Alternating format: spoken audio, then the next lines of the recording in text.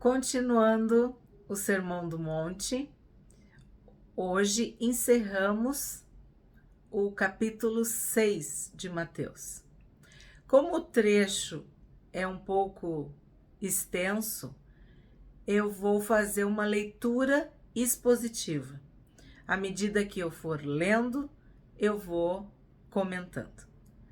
Então, se tu já tá com a Bíblia na mão, com teu celular, vamos começar? Mateus, capítulo 6, do verso 25 ao 34. Palavras do Senhor Jesus. Por isso, digo a vocês, não se preocupem com a sua vida, quanto ao que irão comer ou beber, nem com o corpo, quanto ao que irão vestir. Não é a vida mais do que o alimento? E não é o corpo mais do que as roupas? É importante destacar que os versículos, essa divisão de capítulo e versículo, não existia.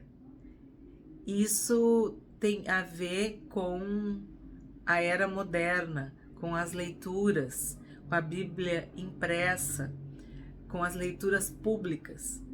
Então a gente não pode esquecer que Jesus está falando isso desde o primeiro versículo do capítulo 5 de Mateus. Então ele diz agora, por isso o quê? Por tudo o que ele já disse e por tudo o que nós já estudamos, por tudo que a gente já leu. Então, por isso o quê? Pelas bem-aventuranças, pelo fato de nós sermos o sal da terra e a luz do mundo, pelo fato de nós entendermos que a lei fria, o mandamento, único e exclusivamente, não nos leva para a santidade, não nos leva a Deus, mas sim a intenção do nosso coração. Tudo que a gente foi vendo até aqui, inclusive as orações, a prática do jejum, a prática das ofertas, a prática de ajudar os necessitados, não ser avarento, enfim, tudo que nós já vimos até aqui. Aí Jesus diz, por tudo isso que eu falei, por isso tudo que eu expliquei para vocês, eu digo, vocês não precisam se preocupar com a sua vida. Faz sentido agora? Não é um trecho isolado, não. Tudo o que ele falou até aqui, sobre a paz, sobre o choro, sobre as perseguições, não precisam se preocupar. Outra tradução, não andem ansiosos com a vida. Por quê? Porque a vida, ela é mais importante do que o alimento.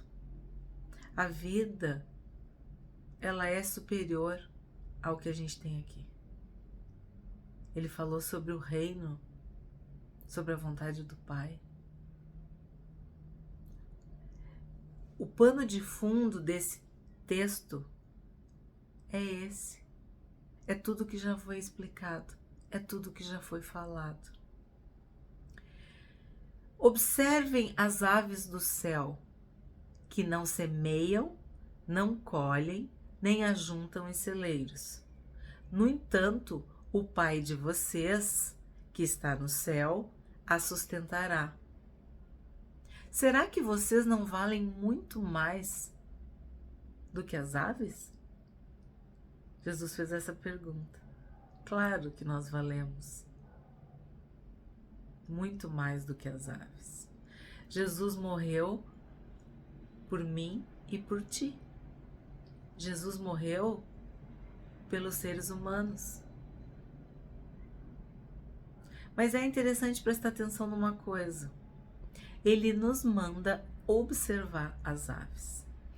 Já está provado cientificamente que as pessoas que olham para o céu, que olham para cima, que olham para as árvores, que olham para as aves, que olham para a natureza, que olham para o horizonte, que olham para o mar, que olham para os rios, que olham para os montes, não tem depressão, não tem ansiedade. Quem fica olhando muito para a vida dos outros, ou muito para si mesmo, ou para o chão, ou para as redes sociais, ou se quer ver a luz do dia, a luz do sol, tudo isso interfere. Então, olha a sabedoria divina, a sabedoria milenar. Observem as aves do céu. Coisa mais boa que tem. Eu amo. Graças a Deus que eu moro num bairro que tem muitas aves. Muitas. E não tem preocupação que resista a tu ficar 5, 10, 15, 20 minutos observando as aves, os pássaros, o voo, o ninho. Tudo que envolve é maravilhoso. Enche teu coração de gratidão, de alegria e de paz. Então, observem as aves dos céus. Para isso, tu tem que sair de casa. Ou tu tem que abrir a janela, né? Tu tem que tirar os olhos da televisão, das redes sociais, do celular, da vida dos outros, do teu próprio umbigo. Observe as aves dos céus. Aí Jesus fala o quê? Elas não semeiam, não colhem, nem ajuntam em celeiros. Quem é que semeia, que colhe, que ajunta em celeiros? Nós, seres humanos, pessoas. Então, eu faço um link lá com o início. Não se preocupem com a sua vida. Por quê? Tu não te preocupa com a tua vida porque tu semeia, porque tu colhe e tu ajunta em celeiros. Quer dizer, tu trabalha. Agora, se tu não trabalha, tem alguma coisa errada. Vimos a importância do trabalho em Provérbios. Nunca tinha ouvido essa parte, né? Mas é verdade. Jesus não está dizendo que a gente tem que ser como as aves. A gente está dizendo para a gente observar as aves. Porque nós, seres humanos, temos outras responsabilidades e outras obrigações, outras tarefas. Vamos lá para o Gênesis, lá para Adão. Ele estava no paraíso, mas Deus disse para Adão: cuida da terra, cultiva, ara, dá nome para os bichos, faz isso, faz aquilo. O trabalho tem a ver com a vida do ser humano. Então, às vezes as pessoas estão preocupadas porque elas não estão trabalhando o suficiente, não estão se esforçando o suficiente. Às vezes é o outro lado. Estão preocupadas, ansiosas porque trabalham demais, são obcecadas demais, não descansam, não equilibram as coisas, não dormem direito. Observem as aves dos céus. Olha o que elas fazem. Elas acordam cedo. Elas dormem cedo. Elas cantam. Elas comem coisas boas. Elas constroem seus ninhos. Elas cuidam dos seus filhotes. Os pássaros. Bom, é maravilhoso. Se tu para observar o quanto tu aprende. Observando as aves dos céus. 27. Quem de vocês, por mais que se preocupe, pode acrescentar um côvado ao curso da sua vida? Já vamos explicar que côvado era uma medida do cotovelo aqui até o dedo médio. Seria meio metro, né? Depende da pessoa, né? 45 centímetros, 50 centímetros, enfim, depende da pessoa. Era uma medida muito usada na carpintaria, na marcenaria, no dia a dia. E Jesus está querendo dizer o seguinte: toda a tua preocupação, toda a tua ansiedade, todo esse desespero, tu vai conseguir fazer o quê? Tu vai conseguir aumentar a tua vida? Não, né? Não é assim que a gente aumenta a nossa vida. Nós também vimos que para ter uma vida longa e feliz existem alguns princípios. E não é preocupação, ansiedade, angústia, aflição, medo, nada disso vai prolongar a nossa vida na Terra. 28. E por que vocês se preocupam com o que vocês vão vestir? Observem como crescem os lírios do campo. Eles não trabalham nem fiam. De novo, Jesus está dizendo, observem a natureza. Se Deus fez tudo lindo, belo, perfeito, colorido, tu acha que Ele não vai cuidar de ti? Mas, de novo, nós precisamos trabalhar e fiar, tecer. Lá no Gênesis, o homem e a mulher, eles andavam nus. Depois do pecado, a primeira coisa que eles fizeram foi botar umas folhinhas. Mas Deus proveu roupas para eles. E roupas de animais. Então significa que sim, Deus vai nos alimentar, Deus vai nos vestir, Deus vai nos dar a graça, a condição para trabalharmos, para prosperarmos, para vivermos com segurança, com conforto.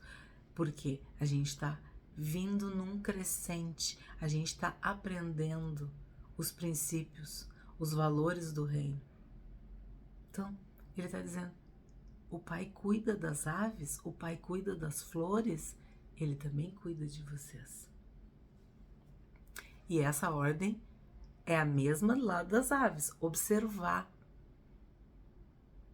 Observar a natureza, observar a beleza, as cores, o perfume, as texturas. Ser grato.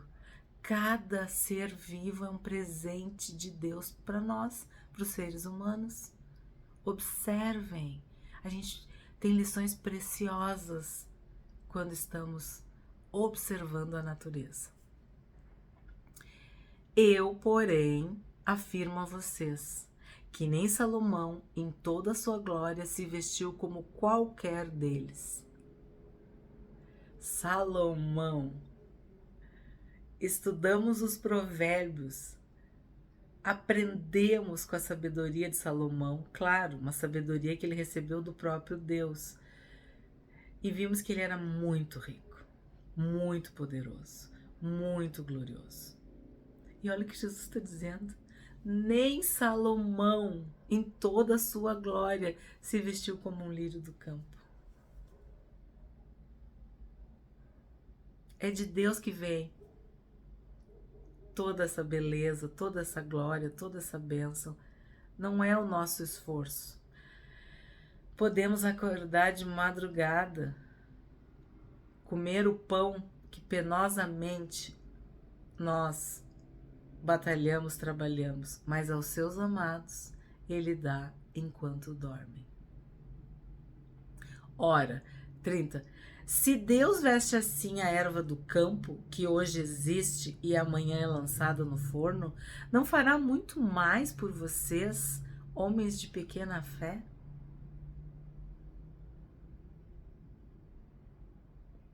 O lírio, ele desabrocha e no outro dia ele já está murcho. Existem flores que duram mais tempo, mas especificamente essa, ela é muito delicada. Ela tem uma vida muito breve. Se tu pensar que algumas pessoas, né, comparando com Deus, tem 70, 80 anos, também é uma existência muito breve. Mas assim como Deus cuida das aves e das flores e das plantas, da natureza, do mundo inteiro, do universo, Ele não abandonou a sua criação. Ele jamais vai abandonar os seus filhos. Lembra do Pai Nosso? O pão nosso de cada dia, Ele nos dá. Ele nos dá. Nós vimos isso, né? E ele fala da pequena fé. Talvez aqui esteja um segredo. Talvez aqui esteja uma chave. A angústia, a aflição, a ansiedade, o medo, a preocupação vem de uma pequena fé. Mas nós podemos chegar diante de Deus e pedir: aumenta minha fé, enche meu coração de fé, de esperança. A Bíblia diz que a fé vem pelo ouvir. E ouvir o quê? A TV? As redes sociais? As outras pessoas? Televisão? A fé vem de ouvirmos a palavra de Deus. É isso que estamos fazendo aqui neste canal do YouTube. Pregando a palavra de Deus, lendo a Bíblia. Para quê? Para aumentar a fé. Porque a fé vem pelo ouvir e ouvir a palavra de Deus. Também vimos que tem que ser todos os dias. Temos que buscar a porção diária para que essa fé seja alimentada. Temos que estar sempre alimentando a nossa fé, pedindo a Deus para nos livrar do espírito de incredulidade, da dúvida, dos questionamentos, das suposições, nos livrar do espírito de engano, da cegueira espiritual, do espírito do erro. Que o Senhor Jesus encha o nosso coração de fé todos os dias, para que nós possamos perseverar, para que nós possamos ficar firmes e não temermos. Porque a ansiedade, a preocupação é um tipo de medo. É medo de que tu vai ficar desamparado, de que Deus não vai cuidar de ti. E isso é uma fé pequena. 31. Portanto, não se preocupem. Olha, Jesus está falando, não te preocupa. Paulo diz: eu gostaria que vocês vivessem sem nenhuma preocupação. Quando tu começa a ficar preocupado, tu tem que chegar para Deus e dizer: Senhor, eu estou me preocupando, estou começando a ficar nervosa.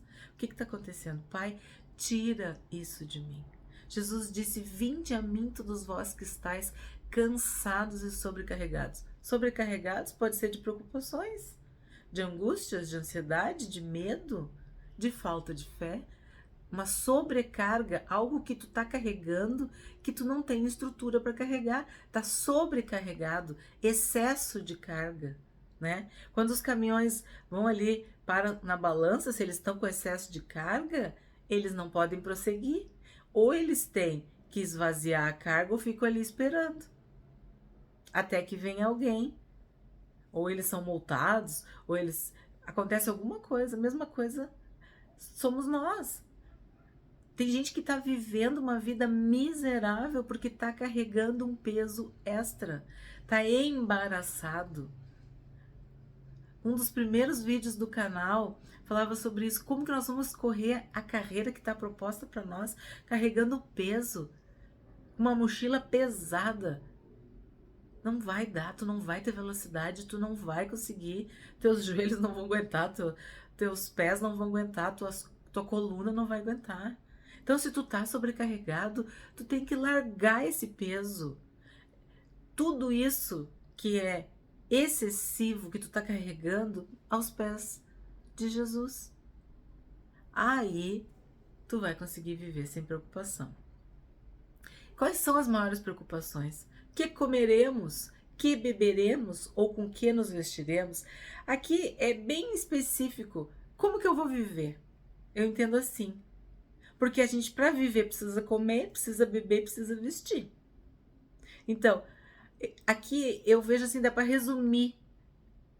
Como que eu vou viver? Como que eu vou ficar vivo? Como que vai ser minha vida? Como que vai acontecer? Tu tá questionando a tua própria vida. Que comeremos? Que beberemos? Com que nos vestiremos? 32. Porque os gentios é que procuram todas estas coisas. O Pai de vocês que está no céu sabe que vocês precisam de todas elas. Olha que interessante. Jesus está comparando os filhos com os não filhos. Os gentios eram os outros povos, os estrangeiros, os que não eram judeus. Para nós podemos falar assim: vocês que são de Cristo, que são da igreja, e os que são do mundo. Vocês vão viver como o mundo vive? Vocês vão correr do jeito que o mundo corre? Atrás do vil metal? Atrás de coisas básicas da vida? Ou vocês vão buscar as coisas mais profundas, mais altas, mais excelentes, que acompanham a salvação, a santidade, a vida eterna, as coisas do alto ou as coisas da terra? É isso que Jesus está perguntando.